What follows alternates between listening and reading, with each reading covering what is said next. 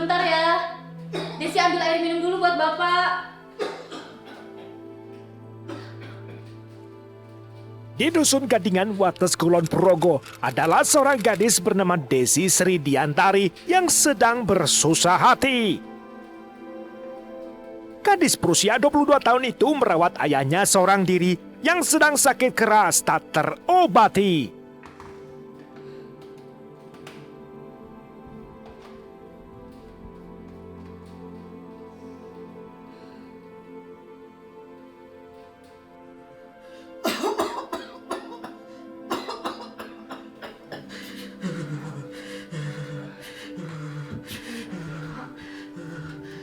Iya dok, iya dok.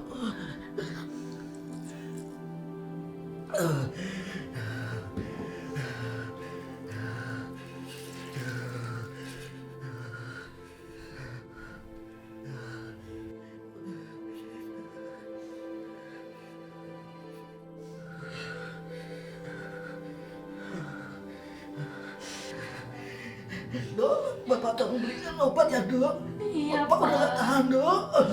Iya, jangan khawatir ya Pak. Nanti Desi pasti beliin obatnya. Iya, Bapak minta maaf ya dok, sudah bikin kamu repot dok. Enggak, Pak. Yang penting Bapak sembuh dulu ya.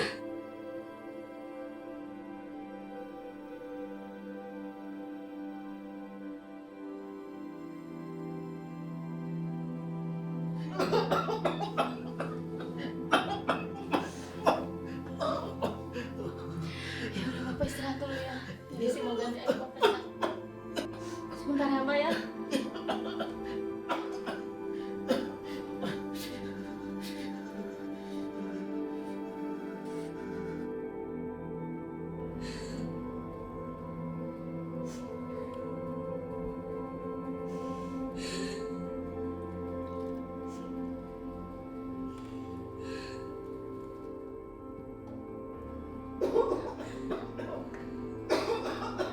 Desi terjepit oleh situasi sebab Desi tidak memiliki uang lagi. Terlebih lagi, tagihan pinjaman daring Desi terus membengkak berlipat kali. Sementara utangnya terus membengkak, isi dompet Desi tambah cekak.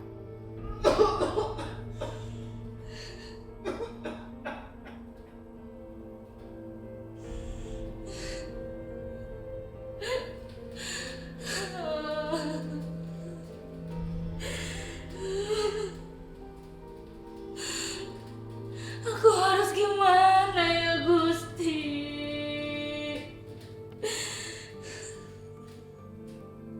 Kalau terus kayak gini, Bapak nggak bisa keurus lagi. Lebih baik aku mati. Seolah dunia runtuh hari itu, Desi meratapi nasibnya dengan menangis terseduh-seduh.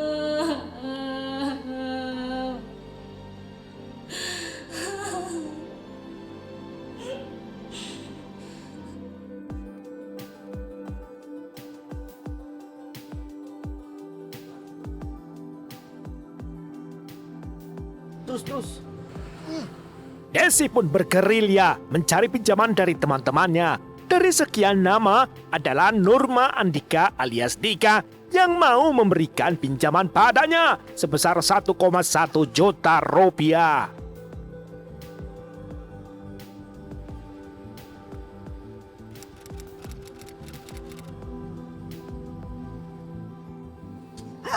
Des ini loh. Ya, halo Des. Dari mana? Aku lagi asik-asik main game iki loh. Aku sudah dekat, tunggu ya. Jangan kemana-mana loh. Siapa yang mau pergi? Ya wes, cepetan sini. Sebelum kopiku habis.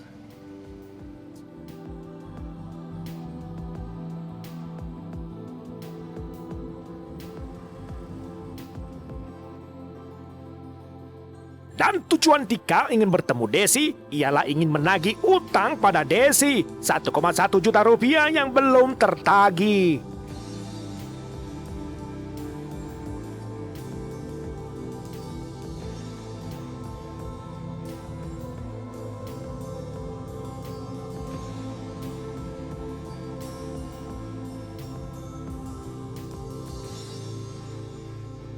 Namun setibanya, Desi membawa kabar buruk untuk Dika. Desi malah ingin meminjam uang lagi padanya.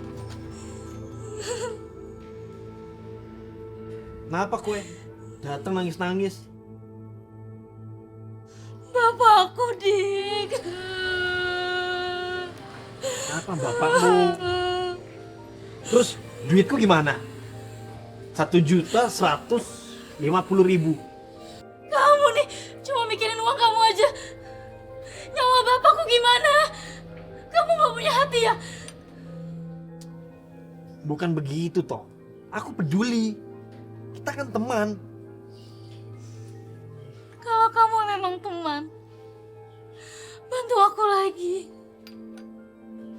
Aku butuh uang untuk menebus obat. Tolong ya. Tapi sekarang ini aku nggak ada uang. Akunya lagi bokek. Tolonglah Dika. Kalau kamu bantu aku hutang budi sama kamu. Bantu aku ya. Tolong ya. Cuma kamu yang bisa bantu aku. Yowes. Bantu. 100, 200, 300, 400, 450. Aku cuma punya segini. Gak apa-apa. Gini cukup kok. Makasih ya, Dik. Makasih kamu udah bantu aku. Makasih ya. Yowes. Salam buat bapakmu yuk. Makasih ya. Yowis, aku pulang dulu ya. Yuk. Sehingga total utang Desi kepada Dika kini berjumlah Rp1.550.000.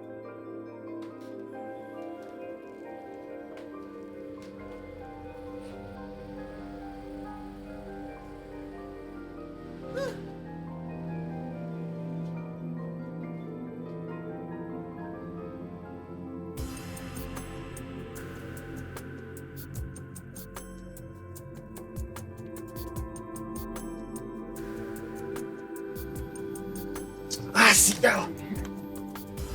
Kalah lagi.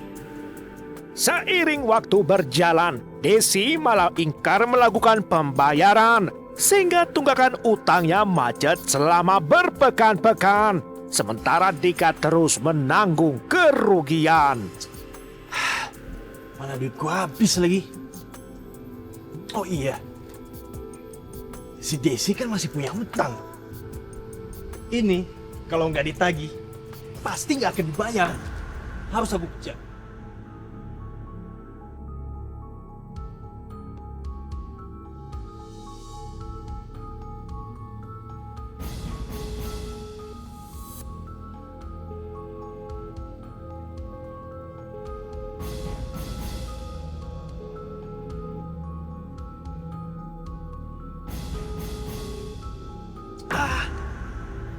Angkat lagi. Sabar. Aku harus tenang. Marah gak jadi jaminan Desi akan bayar hutang. Aku akan coba tagih dia. Tapi kalau sampai nanti gagal, akan aku rampok dia.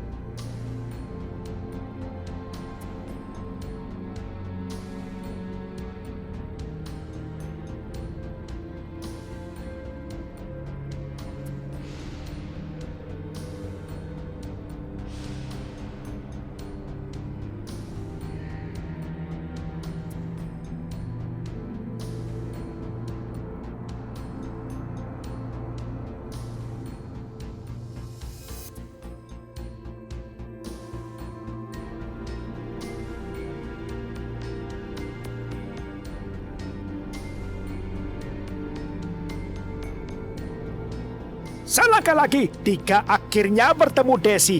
Akankah siasatnya berhasil nanti?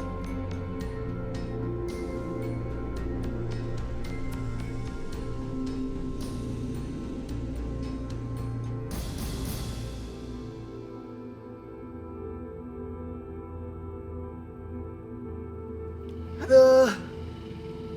Gimana kamu, Des? Jangan sampai hari ini aku kena PHP lagi. Asem. Ayo, Desi. Pada hari yang disepakati, Dika harap-harap cemas menunggu Desi. Ia khawatir bila Desi ingkar janji seperti pertemuan terakhir kali. Ayo, Desi.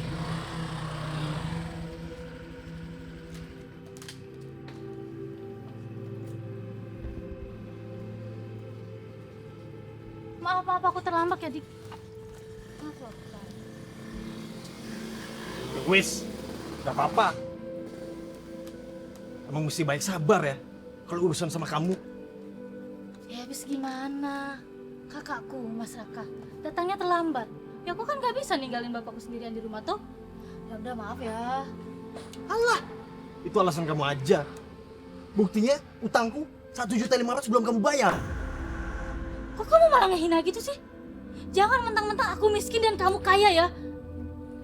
Aku juga sebenarnya nggak mau kayak gini. Kalau bukan untuk kesembuhan bapakku, aku nggak sudi pinjam-pinjam uang sama kamu. Dika kehabisan kata-kata, ia jadi serba salah. Sebab Dika tak mau keributannya mengundang perhatian warga. Nanti kalau aku nggak diamuk masa gimana? Kalau aku ada uang, aku bakal ganti uang kamu. Aku hanya butuh waktu. Ya udah, kita damai aja. Kamu mau nongkrong di mana? Terserah kamu lah. Mau di mana? Ya, kamu mau nongkrong di mana? Aku nggak ada duit. Kok kamu malah balik nanya? Kamu semester mau gimana?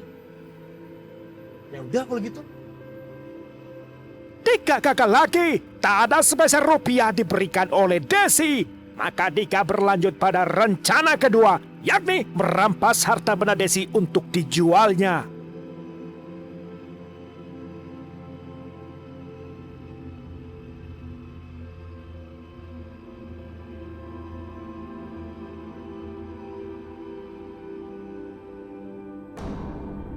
Keduanya menempuh perjalanan selama 20 menit menuju Waduk Sermo yang berjarak sekitar 10 km dari alun-alun Wates, Kulon Progo. Des, mau minuman dingin? Oh iya. Kita ke situ dulu yuk. Yuk.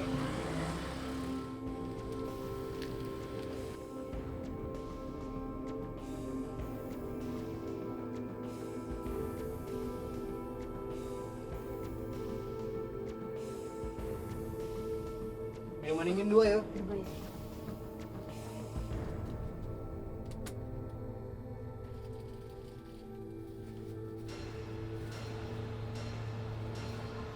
Diam-diam, Dika menyiapkan sebuah rencana kelam. Ia membeli 1 strip obat sakit kepala serta 2 botol minuman soda. Selangkah lagi, Dika bersiap menjebak Desi.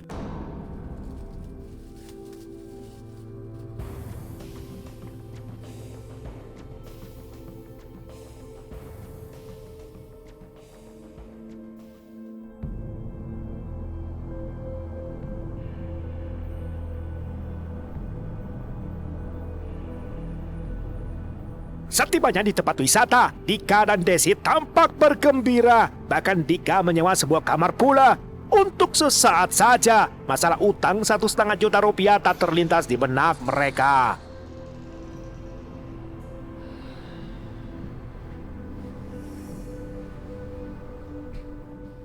Gimana Des?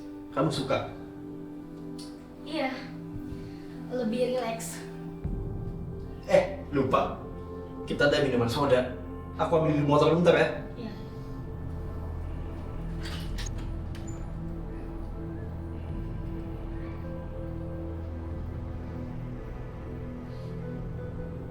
Ketika Desi lengah, Dika beraksi di depan kamar Wisma. Dika mencampurkan 3 tablet obat sakit kepala ke dalam salah satu botol minuman soda yang bakal diberikan kepada Desi nantinya. Aksi kejahatan tidaklah asing bagi Dika, sebab sebelumnya tahun 2018 lebih tepatnya, Dika pernah menjalani hukuman pidana penjara selama 8 bulan untuk kasus pencurian juga pemerasan.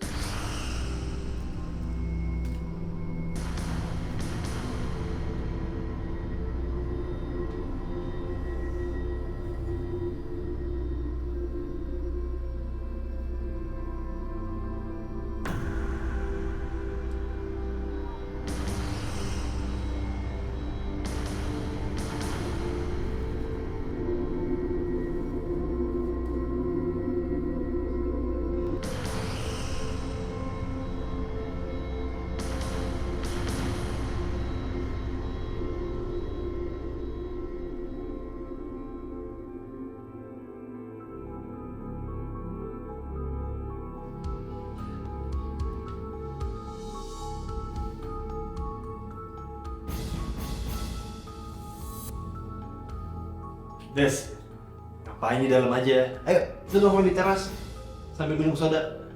Oke, bentar ya.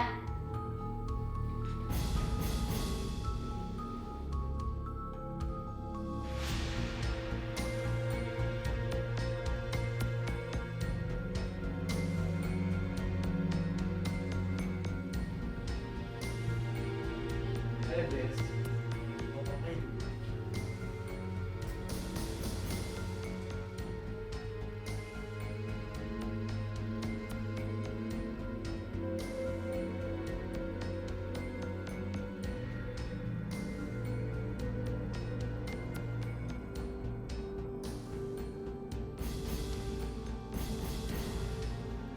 Celakanya, Desi yang polos itu tidak curiga. Dika dipikirnya tulus padanya, tak ada niat jahat terendus olehnya.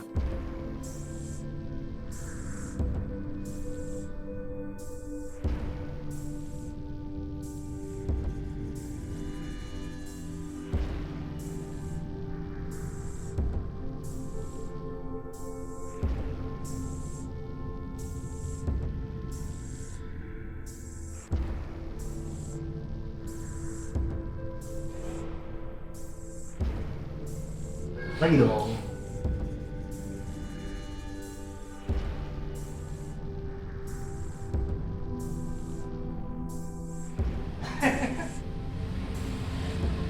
Kok kepala aku jadi pusing ya? Kamu kenapa ketawa?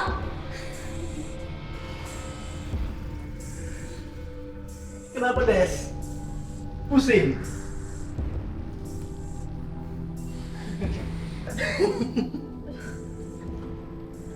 Kok kepala aku jadi pusing ya? Kenapa, Des? Pusing? Iya. Tega kamu. Kamu tahu apa ke minuman aku? Apa kamu lupa ya? Kamu tuh punya utang sama aku. 1.550.000 rupiah.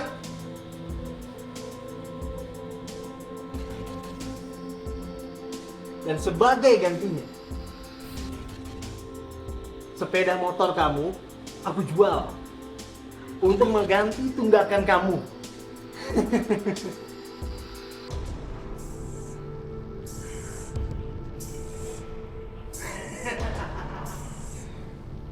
Apa? Kurang ajar. Dengan sisa tenaga, Desi berusaha menyerang Dika, namun sia-sia. Tamatlah riwayat Desi di tangan Nurma Andika Fauzi.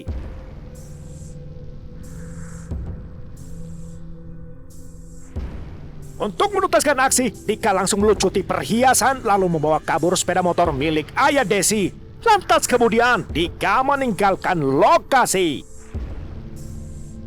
Betapa liciknya. Untuk menutupi jejak kejahatannya, Dika membuang tas selempang Desi juga 2 botol minuman soda di 2 tempat berbeda. Di pintu air RSUD Wates lokasi yang pertama dan kedua di Magelan Purworejo yakni di jembatan Curangkah. 200. Satu persatu barang milik Desi laku dijual oleh Dika yang mulai mengisi pundi-pundi. Dari jual handphone laku 1 juta. Ya walaupun anting cuma 120.000. Tapi aku yakin kalau jual motor ini Nyesal aku berkali-kali lipat. Si Jabrik mana iki? Dasar itu aja telat. Tak telepon aja.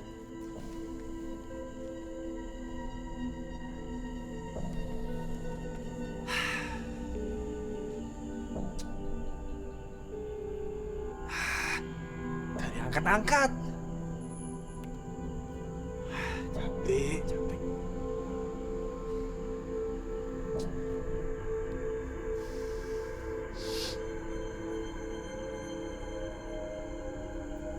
Dik, ayam. Kurang ajar gue. Capek. Kita tenang bos. Jadi ini motor yang mau digadai itu Yuk, Ki. Cek dulu aja. motornya apik. Nggak tahu ya. Udahlah. Sampean bayarin lah. Aku ini lagi butuh duit kok. Yo wes. Bayarin 5 juta. 5 juta. Karena kan cuman STNK-nya saja toh. Ya udahlah. Hmm? Mana duitnya?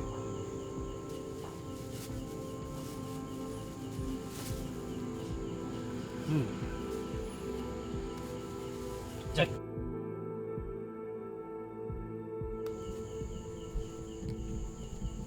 Oke lah. Nah. Sudah? Deal. Deal. STNK Iki STNK. kunci. Ki kuncinya. Deal toh? Oke. Ide.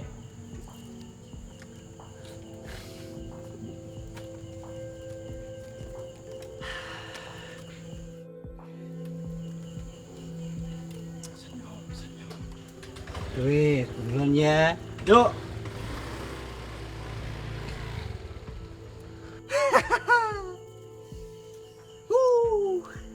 Dika sang jagal, panen rupiah tak halal. Lantas apakah ini akhir dari aksinya menjagal? Atau sebaliknya malah jadi titik awal?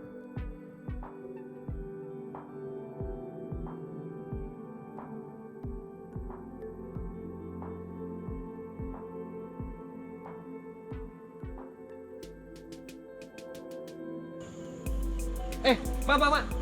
Ke perempatan depan yuk.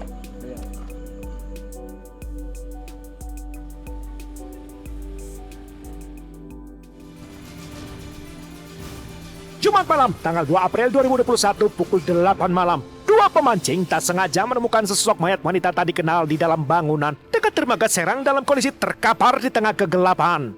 Belakangan, identitasnya terungkap bernama Takdir Sunariati, warga asal Paingan, Sendang Sari, Kapanewon, Bengasi. Selain itu, dari proses identifikasi, korban ternyata seorang penyandang disabilitas yang menggunakan kaki palsu prostetik. Sementara keterangan sahabat korban pada polisi bahwa korban terakhir kali bersama Dika alias Nurma Andika Fauzi, seseorang yang dikenal cukup dekat di keluarga Takdir Sunariati, seseorang yang dianggap seperti saudara sendiri. Tidak butuh waktu lama, polisi langsung membekuk Dika pada hari Sabtu 3 April keesokan harinya. Dika langsung menyerah ketika ditangkap di Dusun Nguruno, Desa Karangsari, Kecamatan Pengasi, Kulon Progo. Ketegaran pemuda berusia 22 tahun itu pun meluruh. Dika akhirnya mengaku.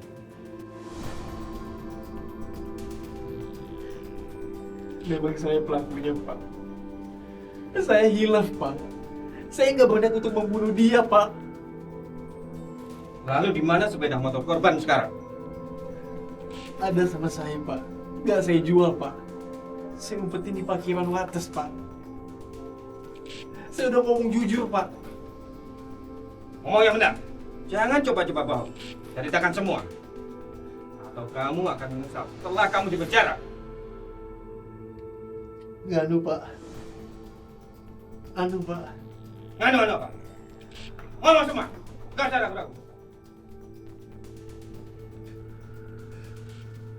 Mayat Desi yang di Waduk Sermo. Saya juga pelakunya, Pak. Kurang ajar. Kenapa kamu tidak menceritakannya dari tadi? Kenapa? Saya takut, Pak. Lantas Dika pun ditetapkan statusnya sebagai tersangka yang diduga melakukan tindakan pembunuhan berencana atas dua wanita tak berdosa. Kendati demikian, kedua kasus pembunuhan tidak diselidiki jadi satu kesatuan, tetapi dalam dua berkas persidangan, yakni atas korban bernama Desi dan Takdir Sunariyati. Dalam perkara Desi Sridiantari, tersangka Dika dijerat pasal berlapis oleh polisi, yakni pasal pembunuhan berencana, pasal pembunuhan, pasal pencurian dengan kekerasan pula. Sangkaan serupa pada berkas kedua dengan Takdir Sunariyati korbannya. Singkat cerita, puncak persidangan berkas perkara pertama, terdakwa Nurman Andika Fauzi alias Dika dinyatakan terbukti bersalah melakukan tindak pidana pencurian dengan kekerasan yang mengakibatkan kematian. Sehingga terdakwa Dika diganjar pidana penjara 11 tahun lamanya. Harapan saya dukung dengan setimpal dengan perbuatannya, Pak. Perlu hukuman mati. Hukuman mati. Iya, betul. Permintaan keluarga, Pak. Tidak kena sama sekali. Kakaknya, orang tuanya, kita kan berdua kan cuma ada kakak satu. Nggak ada, Pak.